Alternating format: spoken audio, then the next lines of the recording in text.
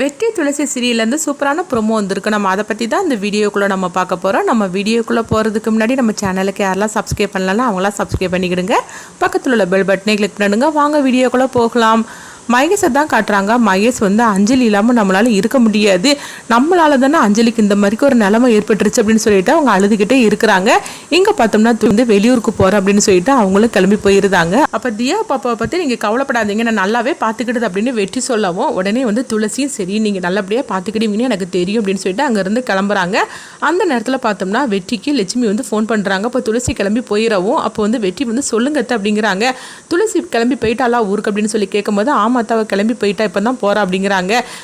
என்ன விஷயம் அப்படின்னு சொல்லி கேட்கும்போது இல்லை மாப்பிள்ள நாங்கள் செட்டுக்கு வந்தோம், இப்படி இங்கே பொருளெல்லாம் செதறி கிடக்குது, என்ன ஆச்சுன்னு தெரியல அப்படிங்கவும் அப்படியாத்த கொஞ்சம் இருங்க நான் வந்துடுது அப்படின்னு சொல்லிட்டு வெற்றி அங்கே செட்டுக்கு போகிறாங்க. அங்கே போய் பார்க்கும்போது பொருள் எல்லாமே செதறி எடுத்து கிடக்குது. அப்போ வெற்றி நினைக்கிறாங்க, அதாவது இந்த பொருளெல்லாம் செதறி கிடக்குதுன்னா ஏதோ ஒன்று தேடிட்டு இந்த செட்டுக்குள்ளே வந்திருக்கிறாங்க, அதனால தான் இந்த மாதிரிலாம் பொருளெல்லாம் செதறி கிடக்கு அப்படின்னு சொல்லவும் அப்போ முருகன்ட்ட சொல்லிட்டு இருக்கிறாங்க, சரி இந்த பொருளெல்லாம் செதறி கிடக்குது, இதை யாரோ அதாவது ஏதோ ஒன்று தேடிக்கிட்டு இங்கே வந்திருக்கிறாங்க, அன்னைக்கு யாரெல்லாம் வந்தாங்க அப்படின்னு சொல்லிட்டு உங்களுக்கு ஏதாவது ஞாபகம் இருக்குது அப்படின்னு சொல்லி கேட்கவும் அப்போ முருகன் ஏற்கனவே நடந்ததெல்லாம் சொல்லியிருக்கிறாங்க, செட்டுக்குள்ளே யாராவது புதுசாக யாராவது வந்திருக்காங்கன்னு சொல்லி கேட்கும்போது முருகன் அப்படிலாம் அன்னைக்கு யாருமே வரல அப்படிங்கிறாங்க. அடுத்ததாக பார்த்தோம்னா வெற்றி லட்சுமி கிட்ட சொல்கிறாங்க, சரி எத்த நீங்கள் கவலைப்படாதீங்க, நம்ம இந்த செட்டை நம்ம ரெடி பண்ணிடலாம், நம்ம அதாவது இந்த செட்டை ரெடி பண்ணிவிட்டு எல்லாமே நீங்கள் இந்த வேலையை நீங்கள் ஆரம்பிங்க முருகன்ட்ட சொல்லி நம்ம ஆரம்பிச்சிடலாம், அதுக்கு பிறகு கண்டிப்பாக எதையோ தேடிட்டு வந்தவங்க திரும்பவும் கண்டிப்பாக வருவாங்க, அப்படி வரும்போது யார் மேலேயாவது சந்தேகம் இருந்துச்சுன்னா நம்ம உடனே நீங்கள் எனக்கு ஃபோன் பண்ணி சொல்லு அப்படின்னு முருகன்ட்ட சொல்லவும் முருகன் நான் சரி அப்படிங்கிறாங்க. அது மட்டும் இல்லை அவங்க யாராவது சந்தேகப்பட முடியாமல் வந்தாங்கன்னா அவங்க கிட்ட ஏதாவது பேச்சு கொடுத்து அவங்ககிட்ட நிப்பாட்டி வச்சிரு, நான் அதுக்குள்ளே நான் வந்துடுது அப்படின்னு சொல்லவும் முருகன் சரி அப்படிங்கிறாங்க. சரி எத்த நீங்கள் ஒன்றும் பயப்படாதீங்க அப்படின்னு சொல்லும் போது இல்லை மாப்பிள்ள எனக்கு என்னமோ கொஞ்சம் பதட்டமாகவே இருக்குது, துளசி வேற என் கூட இருந்தால் கொஞ்சம் தைரியமாக இருக்கும், அவள் வேற இல்லை அப்படின்னு சொல்லும் போது சரி எத்த துளசி இல்லைன்னா என்ன, நான் இல்லையா உங்களுக்கு, அதனால உங்களுக்கு என்ன பிரச்சனைனாலும் சரிதான், எனக்கு ஒரு ஃபோன் பண்ணுங்க நான் உடனே நான் வந்துடுவோம் அப்படின்னு சொல்லும் போது சரிதான் மாப்பிள்ள அப்படிங்கிறாங்க. அம்மா தியா பாப்பா வேணா எங்கள் வீட்டில் கொண்டு விட்டுட்டு போங்க அப்படிங்கும்போது ஏன் தியாவை நான் கவனிச்சுக்கிட மாட்டேனா அப்படின்னு சொல்லி கேட்கவும் இல்லை மாப்பிள்ள துளசி வரை இல்லை, உங்களுக்கு எதுக்காக வீண் சிரமம் அப்படின்னு சொல்லும் போது எனக்கு தியா பாப்பா பார்க்கறதுல எனக்கு வீண் சிரமம்லாம் ஒன்றும் கிடையாது, நீங்கள் இப்படி கூப்பிடுறது நினைக்கும் போது எனக்கு ரொம்பவே கஷ்டமாக இருக்குது, தியா என்னுடைய பொண்ணு, அவளை நான் ஜாக்கிரதையாக பார்த்துக்கிட்டு தான் போகிறோமா அப்படின்னு சொல்லவும் உடனே லட்சுமி சரி அப்படிங்கிறாங்க. அடுத்ததாக பார்த்தோம்னா மகேஷ் அங்கேருந்து காரில் கிளம்பவும் அப்போ பஸ் ஸ்டாண்டில் ஒரு லேடியை பார்க்குறாங்க. அவங்க அச்சஸில் பார்க்குறதுக்கு அப்படியே அஞ்சலி மாதிரி இருக்கிறாங்க. என்னது அஞ்சலி மாதிரிக்கே ஒரு பொண்ணு இருக்கிறா அப்படின்னு சொல்லிட்டு உடனே காரை அவங்க ஒரு இடத்துல நிறுத்திட்டு அவங்க திரும்புகிறாங்க. ஆனால் அந்த பொண்ணை காணலை, என்னது இந்த பொண்ணு இங்கே தானே நின்றுட்டு இருந்தா அப்படின்னு சொல்லிட்டு உடனே பார்த்தோம்னா அஞ்சலியோட ஃபோட்டோவை காட்டி பக்கத்தில் உள்ளவங்ககிட்ட விசாரிக்கும் போது ஆமாம் இந்த மாதிரிக்கு பொண்ணு இங்கே தான் இருந்துட்டு இருந்தா, இப்போ தான் அந்த வழியோட போனோம் அப்படின்னு சொல்லவும் உடனே மகேஷ் அந்த பொண்ணை தேடி ஃபாலோ பண்ணி போகும்போது அந்த நேரத்தில் கரெக்டாக லட்சுமி ஃபோன் பண்ணுறாங்க. உடனே மகேஷை ஃபோன் அட்டன் பண்ணுறாங்க. சொல்லுங்கத்த அப்படிங்கும்போது இல்லை மாப்பிள்ள நான் அதாவது அஞ்சலிக்கு ஃபோன் பண்ணிகிட்டே இருக்கிறேன், அஞ்சலி ஃபோன் எடுக்கவே மாட்டுக்கிற அப்படிங்கும்போது அத்தை அஞ்சலி ஏன் கூட தான் இருக்கிற அப்படிங்கும்போது என்ன மாப்பிள்ள அப்பல அஞ்சலி தூங்கிட்டு இருந்தா, அவள் எந்திரிச்சிருந்து ஃபோனை பேச கொடுக்குறேன்னு சொன்னீங்க, இப்போ என்னன்னா அஞ்சலி உங்க கிட்ட இருக்கிறான்னு சொல்றீங்க, சரி மாப்பிள்ள அஞ்சலி கிட்ட கொடுங்களேன் நான் கொஞ்சம் பேசணும் அப்படிங்கும்போது அத்தை நாங்கள் வெளியே ஷாப்பிங் வந்திருக்கிறோம், அதனால இந்த வேலையெல்லாம் முடிச்சுக்கிட்டு வீட்டுக்கு போனதுக்கு அப்புறமா நான் அஞ்சலி கிட்ட ஃபோனை கொடுக்குறேன், நீங்கள் ஒன்றும் பயப்பட வேண்டாம் அப்படிங்கும்போது இல்லை மாப்பிள்ள அவள் வாமிட் வந்துனே சொல்லிட்டே இருந்தாளா, அவளை ஃபுல்லாக நான் பார்க்கவே இல்லை, அதனால தான் எனக்கு ஃபோன் பர்சன் ஆக்கி கொஞ்சம் மனசு சந்தோஷப்படும் மாப்பிள்ள அப்படிங்கும்போது அத்தை அஞ்சலி சந்தோஷமா என் கூட தான் இருக்கிறா, நாங்கள் ஷாப்பிங் வந்திருக்கிறோம், நாங்கள் வீட்டுக்கு போனதுக்கு அப்புறமா நான் அஞ்சலிட்ட கொடுக்குறேன், நீங்களும் ஃபோன் பேசிக்கிடுங்க போறோம் அப்படின்னு சொல்லிட்டு அவங்க ஃபோனை கட் பண்ணியிருந்தாங்க. அடுத்து பார்த்தோம்னா உடனே லட்சுமிகிட்ட முருகன் கேட்டுட்டு இருக்கவும் அஞ்சலிட்ட பேசினியான்னு சொல்லி கேட்குறாங்க. அப்போ அஞ்சலிட்ட பேசல மாப்பிள்ளைகிட்ட தான் பேசினேன், அவங்க 2 பேரும் ஷாப்பிங் போயிருக்கிறாங்களா, வீட்டுக்கு போனதுக்கு அப்புறமா அஞ்சலிட்ட ஃபோனை கொடுக்குறேன்னு சொன்னார் அப்படிங்கவும் உடனே முருகனும் சரி அப்படிங்கிறாங்க.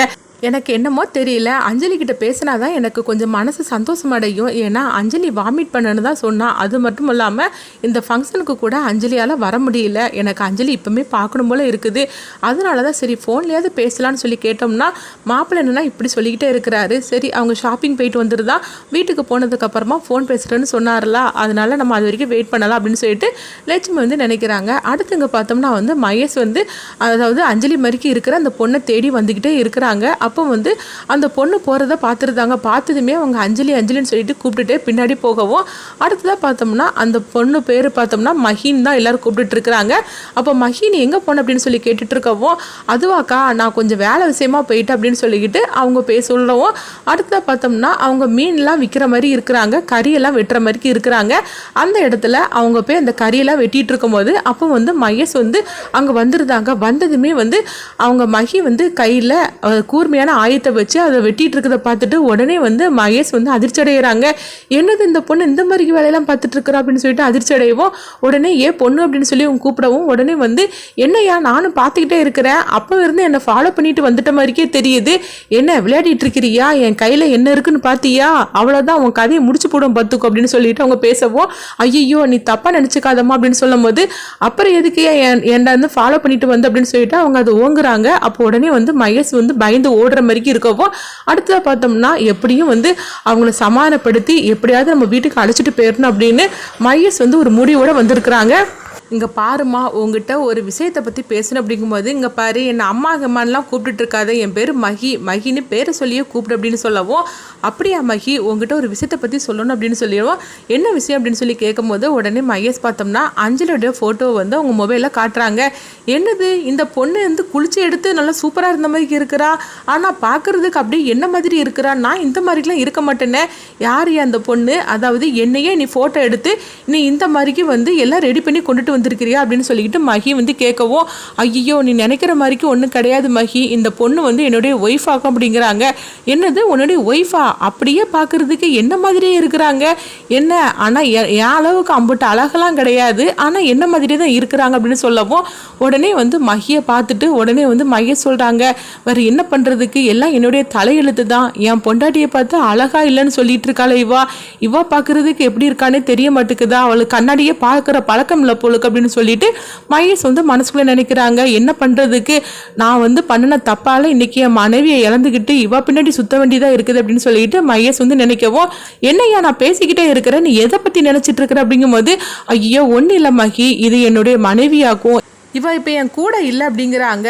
கூட இல்லைன்னா எங்கே போயிட்டா அப்படின்னு சொல்லி கேட்கும்போது உடனே வந்து மகேஷ் வந்து அவங்க வந்து அதாவது தன்னுடைய லவரை தேடி அவங்க லவர் கூடயே போயிட்டாங்க அப்படின்னு ஒரு பொய்யான ஒரு கட்டுக்கதையை சொல்கிறாங்க. என்னன்னு சொல்லி பார்த்தோம்னா அதாவது எனக்கும் அவளுக்கு கல்யாணம் முடிஞ்சிருச்சுது, ஆனால் இப்போ என்னன்னா வந்து என்னை பிடிக்கலன்னு சொல்லிட்டு அவள் வந்து ஏற்கனவே லவ் பண்ணியிருந்தா போலுக்கு, அதனால் அந்த லவர் கூடயே போயிட்டா, இது எங்கள் வீட்டுக்கு யாருக்கும் தெரியாது அப்படின்னு சொல்லவும் என் மனைவி இப்படி போயிட்டான்னு சொல்லிட்டு அவங்க வீட்டில் உள்ளவங்ககிட்ட சொன்னாக்கி யாருமே தாங்கிக்கப்பட மாட்டாங்க, அதனால தான் உன்னை நடிக்கிறதுக்காக நான் வந்து உன்னை பார்க்க வந்தேன் அப்படின்னு சொல்லவும் இது கெட்டதுமே மகி வந்து அதிர்ச்சி அடைகிறாங்க.